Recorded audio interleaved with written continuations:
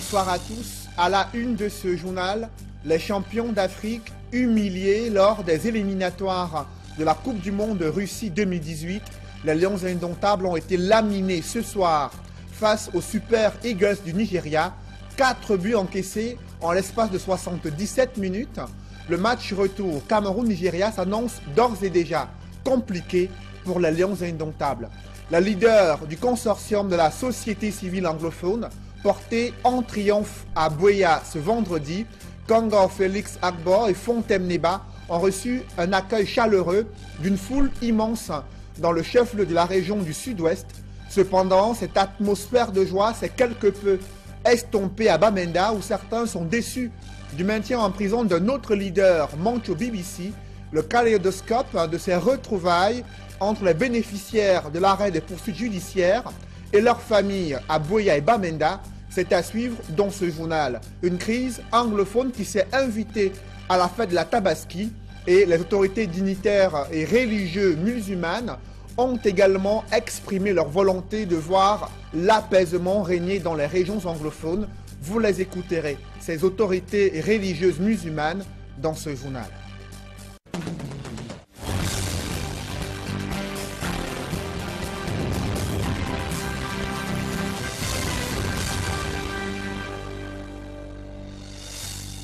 Merci de suivre cette édition complète de l'information sur Equinox Télévision. C'est un ouf de soulagement pour des populations qui ont vécu le retour de leurs proches qui étaient incarcérés dans les différents pénitenciers à Yaoundé en raison de cette crise anglophone. Bénéficiaires de l'arrêt des poursuites judiciaires, ils ont retrouvé leur famille à Bamenda dans le chaudron de cette crise sociopolitique. Cependant, certains sont déçus du maintien en prison de Mancho BBC dans le cadre de cette crise anglophone. Des précisions avec nos correspondants également, Innocent Abega, Foran Santandi et Jilingue Nyonde.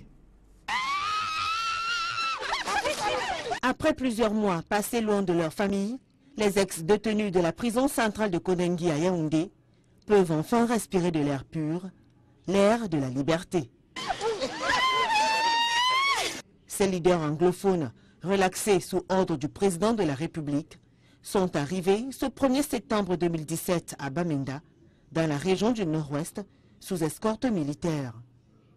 Comme des héros, ils ont été accueillis par les membres de leur famille, tous heureux de voir enfin leurs proches libres.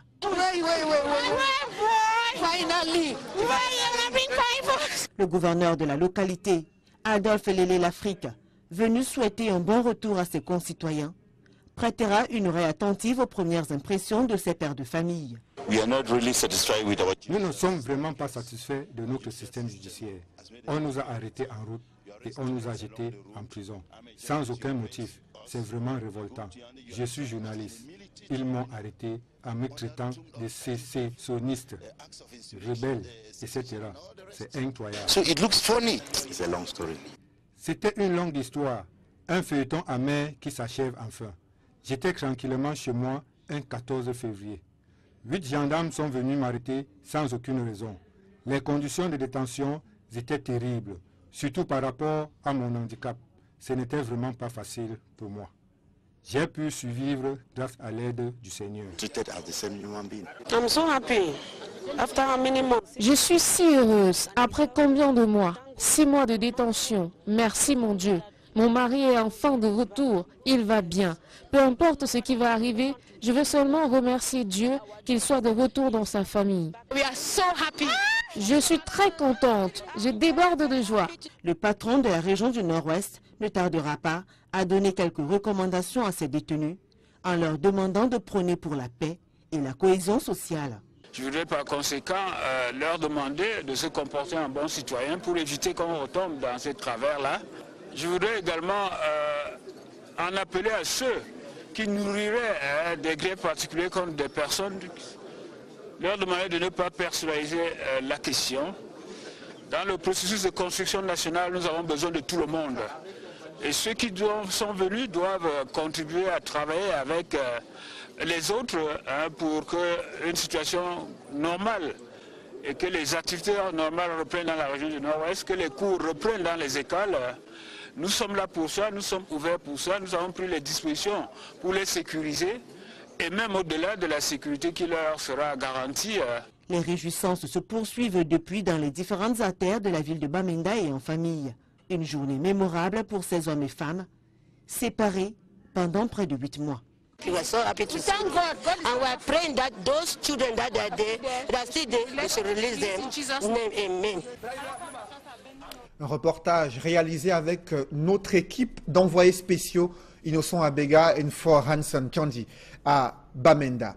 Également à Boya, ce sont des retrouvailles riches en émotions pour, vous le voyez en image, les leaders du consortium de la société civile anglophone qui sont arrivés à Boya cet après-midi dans ce bus qui les transportait depuis Yaoundé. Kangor, Félix, Akbor, Fontaine-Neba ont reçu un accueil chaleureux d'une foule immense venue les accueillir et les soutenir en raison de ces 8 mois passés dans les différents pénitenciers du côté de Yaoundé, le chef-lieu de la région du Sud-Ouest qui était en effervescence ce vendredi en raison du retour des leaders du consortium de la société civile anglophone, mais également d'autres personnes qui avaient été arrêtées dans le cadre des violences survenues dans la région du Sud-Ouest.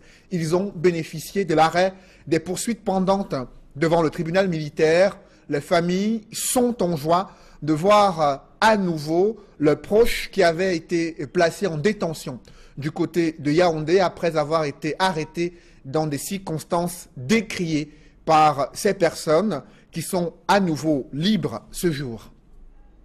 Et comment s'est déroulée cette mise en liberté après la décision du ministre de la Justice, du ministre de la Défense, qui a signifié au commissaire du gouvernement l'arrêt des poursuites pendantes devant le tribunal militaire.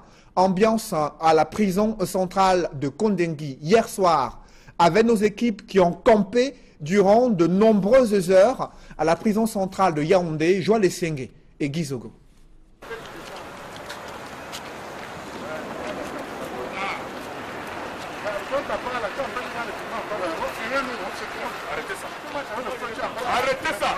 C'est donc l'épilogue d'une journée qui aura été longue, très longue même. C'est depuis 10 heures ce matin que les incarcérés, les personnes incarcérées ici à la prison centrale de Kondengui, dans le cadre de la crise anglophone, ont été acheminées au tribunal militaire. Il a donc fallu attendre toute la journée et ce n'est finalement que tard dans la soirée que leur remise en liberté est intervenue.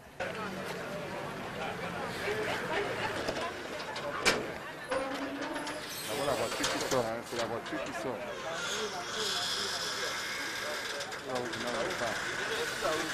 Ouvrez la route. D'abord à la prison principale où les leaders ont été remis en liberté sous forte escorte de la gendarmerie. En personne, le général Elokobi Njok Daniel s'est déplacé ainsi que nombre de ses collaborateurs qui l'ont accompagné.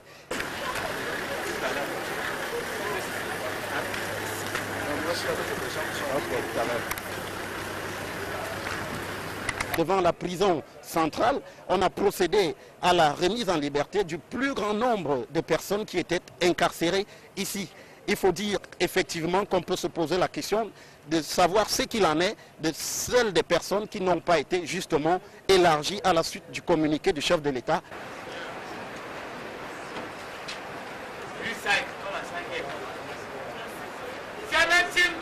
Maintenant, les familles s'interrogent. On a pu noter quelques inquiétudes pour savoir ce qui allait se passer dans la suite. On peut penser qu'effectivement, le gouvernement a voulu en garder sous la semelle pour pouvoir discuter plus sereinement alors qu'on a quelques jours de la rentrée scolaire. Avec les leaders anglophones qui sont remis en liberté aujourd'hui, il y a encore bien de rebondissements dans le cadre de cet élargissement des personnes incarcérées ici à la prison centrale de Kondengui. Depuis la prison centrale de Kondengui, Joël Essenge, Guy Zogo pour Equinox Télévision. Vous l'avez vu, le gouvernement s'est mobilisé pour justifier le fondement légal de l'arrêt des poursuites judiciaires ordonnées au sommet de l'État.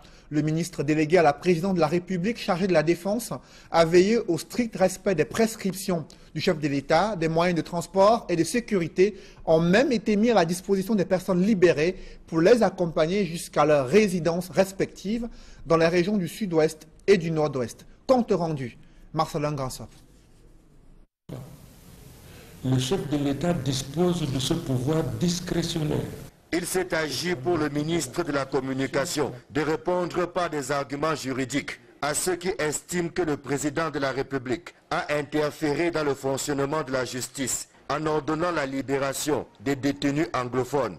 Issa Chiroma Bakari brandit la loi promulguée récemment et portant code de justice militaire. Conformément aux dispositions de l'article 13 alinéa 4 de la loi numéro 2017/012 du 12 juillet 2017 portant code de justice militaire, le président de la République peut en effet prescrire l'arrêt à tout moment, avant le prononcé du jugement, de toute poursuite pénale devant le tribunal militaire en fonction des impératifs nécessaires de faire valoir. Jouissant de ce pouvoir que lui reconnaît la loi et habité par le souci d'apaiser les tensions, Paul Biya a donc agi de bon droit. Il ne s'agit donc ni d'une immixtion du pouvoir exécutif dans le fonctionnement de la justice, ni d'une atteinte à l'indépendance du pouvoir judiciaire, mais d'une simple application des textes législatifs régissant l'organisation de la justice dans notre pays. C'est donc dans cette veine que le chef de l'État a ordonné l'arrêt des poursuites engagées par le tribunal militaire de Yaoundé à l'encontre de 55 accusés qui retrouvent aujourd'hui leur totale liberté. Dans la foulée de ces éclairages, les personnes libérées ont été regroupées au secrétariat d'État à la Défense après leur extraction tardive des prisons centrales et principales de Yaoundé.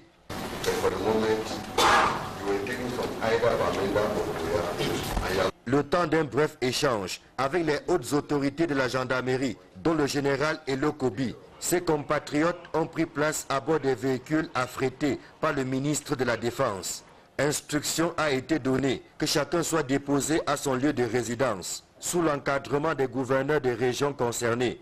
Le voyage a duré toute la nuit, de jeudi à vendredi.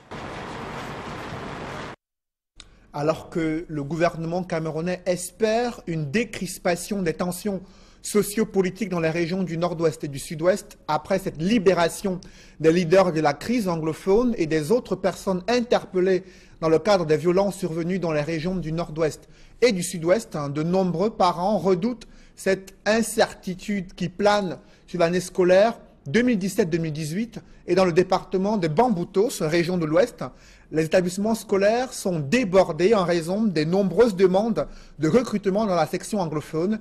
Il s'agit des élèves qui viennent du Nord-Ouest et du Sud-Ouest. Reportage Raphaël Tcheko, d'Alaskana et Jean-Paul Fougnat. En dépit de la décision de Paul Biya de libérer les leaders de la contestation anglophone à la veille de cette rentrée scolaire, de nombreux parents d'élèves n'entendent pas prendre le risque de laisser leurs enfants poursuivre les études dans les régions anglophones. Les établissements scolaires bilingues des départements limitrophes comme les Bamboutos sont assaillis par un flot de demandes en recrutement dans les sections anglophones.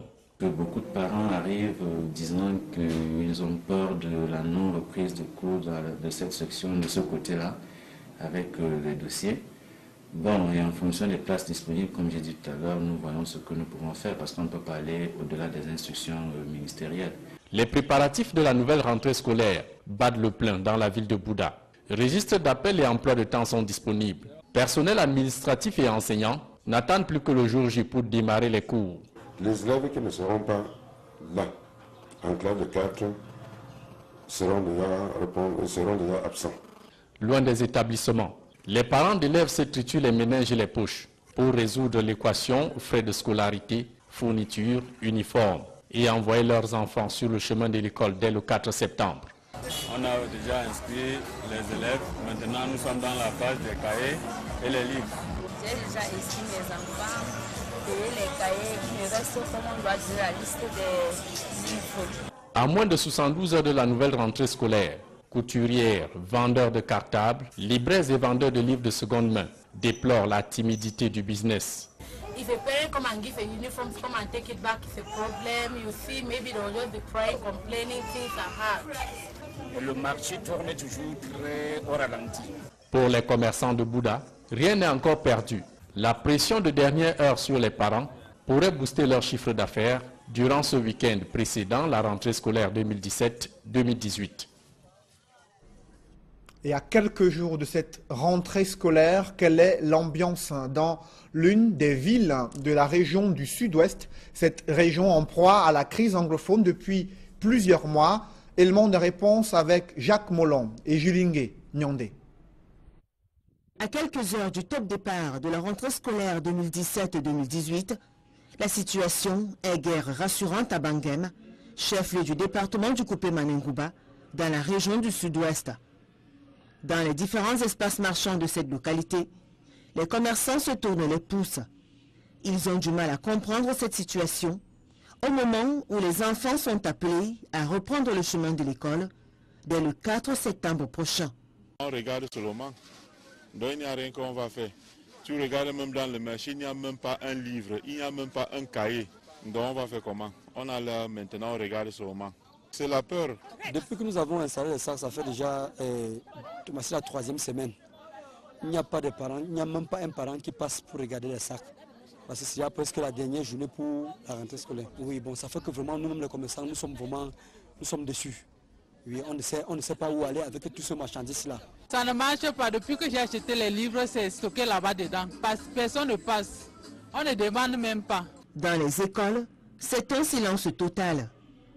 Sur ce tableau noir, l'on peut clairement lire la dernière fois qu'il a été utilisé, soit le 21 octobre 2016. Quelques enseignants présents expriment leurs craintes. Je ne peux pas envoyer mon enfant, on va tuer, on va kidnapper, ceci, cela. Mais les enfants veulent venir à l'école. Ils disent que si vous partez à vous l'école là, on va voir. Comme ça nous fait peur. On veut que l'école commence normalement. Nous sommes les enseignants, nous sommes prêts. Mais les parents sont peur. Mais il faut que le gouvernement aussi fait quelque chose. Certains parents et élites de Bangem plaident en faveur d'une rentrée scolaire effective dans leur zone. Je suis venu demander à mes frères, à ma communauté, qu'il est nécessaire que les enfants rentrent à l'école dès le mois de septembre, la rentrée scolaire officielle. L'éducation, c'est un droit inaliénable, un droit pour nos enfants. On ne doit pas faire la politique sur les enfants, surtout sur l'éducation de nos enfants. Le communiqué de la présidence de la République faisant état de l'arrêt des poursuites des leaders anglophones et de la libération de certains viendra peut-être impulser un souffle nouveau dans les régions du Nord-Ouest et du Sud-Ouest afin que la vie reprenne son cours normal. Face à cette incertitude qui plane sur la rentrée scolaire 2017 dans les régions anglophones, le Nord-Ouest et le Sud-Ouest, des dignitaires religieux musulmans ont prié pour le retour au calme et à la sérénité dans ces deux régions du Nord-Ouest et du Sud-Ouest.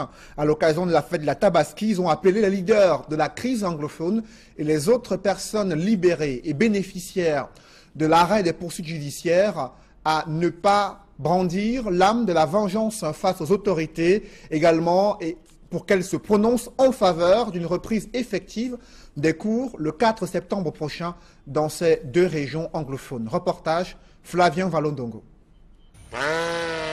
Le mouton qui bêle fait une sorte d'adieu à ceux qui l'ont choisi pour le sacrifice.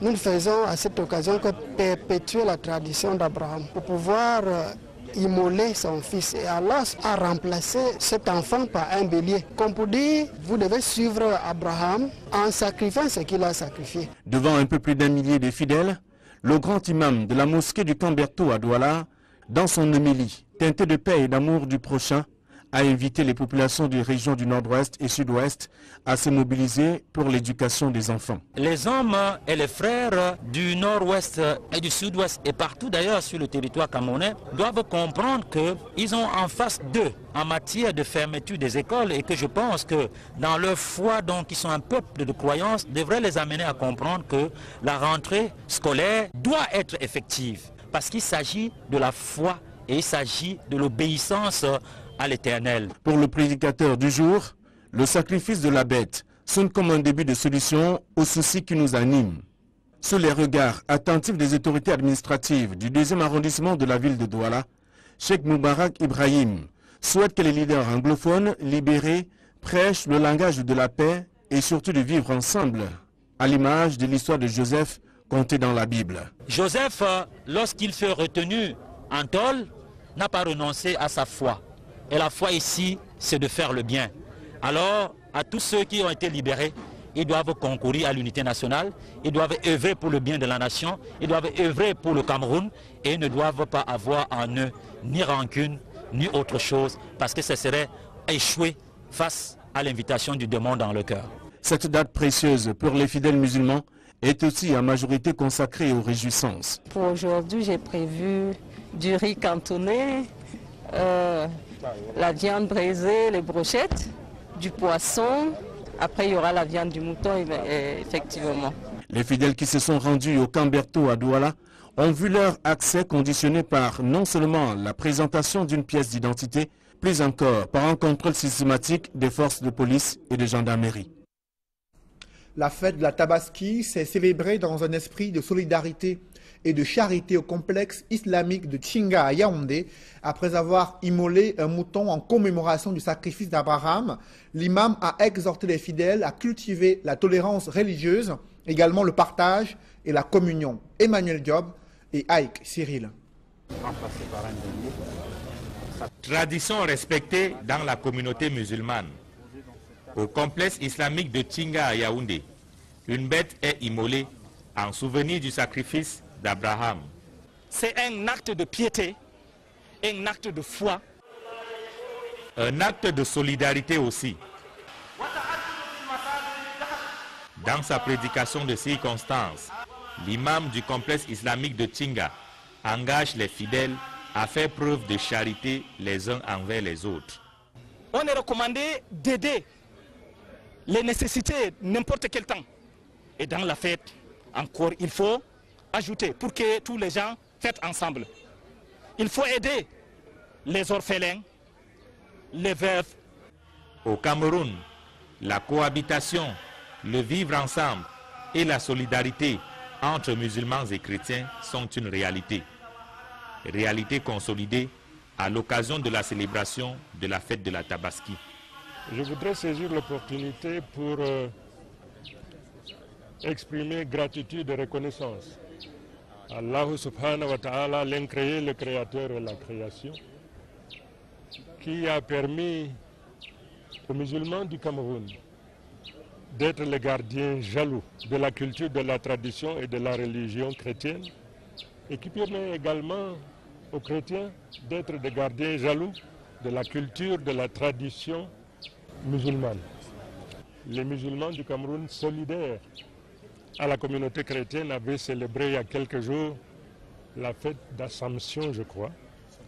Assomption. Aujourd'hui, tous les chrétiens du Cameroun solidaires aux musulmans célèbrent la fête musulmane de la fête du mouton. C'est aussi ça la beauté de notre nation. Moment de piété, moment de foi, la fête de la Tabaski a drainé du beau monde au complexe islamique de Tchinga à Yaoundé. Et la communauté musulmane a ouvert ses portes juste après la prière pour accueillir leurs frères chrétiens et d'autres confessions religieuses afin de partager le repas de cette fête de la Tabaski. Reportage avec Kate Diarra. Assalamu alaikum à tous mes frères et sœurs musulmans. Aujourd'hui est un jour mémorable pour tous. C'est un jour de sacrifice et tous les musulmans ont effectivement fait ce sacrifice-là. C'est la grande ambiance dans la famille Taï. Amis et connaissances se sont réunis autour d'eux tout au long de la journée pour célébrer comme il se doit cette fête du mouton. Aujourd'hui, je pense déjà avoir reçu plus de 35 à 40 personnes. La table est bondée de repas de toutes sortes, concoctés par les bonnes grâces de son épouse qui tout au long de la journée s'est fait aider de ses sœurs et belles-sœurs. Le marché, je suis rentrée, j'ai été aidée par mes soeurs que vous avez vues là. C'est elles qui m'ont aidé à faire la cuisine. Seule, je ne pouvais pas m'en sortir. On a préparé la viande, on a cuit également certaines parties. On a fait la macédoine, on a fait la bouillie. Aucune concession n'est admise, c'est la fête du mouton. Il sera donc mangé à toutes les sauces. Ah, la viande, rien que la viande. La viande encore. Oui, on a baisé la viande, on l'a fait frire. Donc on a fait du bouillon, toujours de la viande. Malgré que la fête soit tombée quelques jours seulement avant la rentrée scolaire, chez M. Taillé, pas de crainte liée aux dépenses. Il a su trouver la bonne astuce pour contourner la cherté des prix sur le marché. Pour pouvoir joindre ces deux bouts, voilà pourquoi pour la première fois j'ai sollicité l'assistance du Nord. Il a fallu qu'on m'envoie le mouton. L'année passée, j'ai acheté le mouton de 120 000, 140 000, 2 moutons même parfois. Mais cette fois-ci, vous voyez, avec ce problème de rentrée, il y a toute la famille qui est derrière moi. Et il fallait absolument faire venir le mouton du Nord.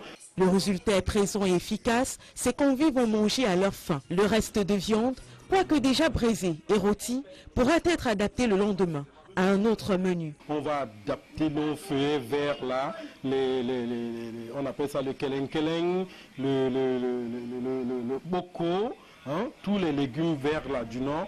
On mélange ça dans le mouton, ça devient encore plus délicieux.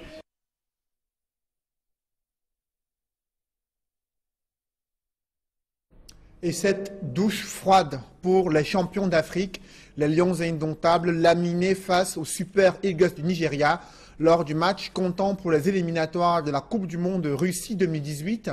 4 buts encaissés par le Cameroun en moins de 77 minutes. Le match retour est prévu lundi prochain au Cameroun. Match retour au Cameroun-Nigeria qui s'annonce d'ores et déjà compliqué pour les Lions indomptables. Et ce match sera décrypté ce soir dans le cadre de Horizon Sport, émission présentée par Hervé Kemnier. Mais avant, le grand rendez-vous de l'économie sur Equinox Télévision qui évoque la problématique de la filière coton, textile, confection qui réalise pas moins de 142 milliards de francs CFA mais qui reste encore en deçà de ses performances. Une filière qui peut bien pouvoir générer de nombreux emplois mais aussi contribuer au PIB au Cameroun. On en parle dans Tendance économique à suivre juste après ce journal. Mesdames, Messieurs, merci d'avoir suivi. Restez sur Equinox Télévision.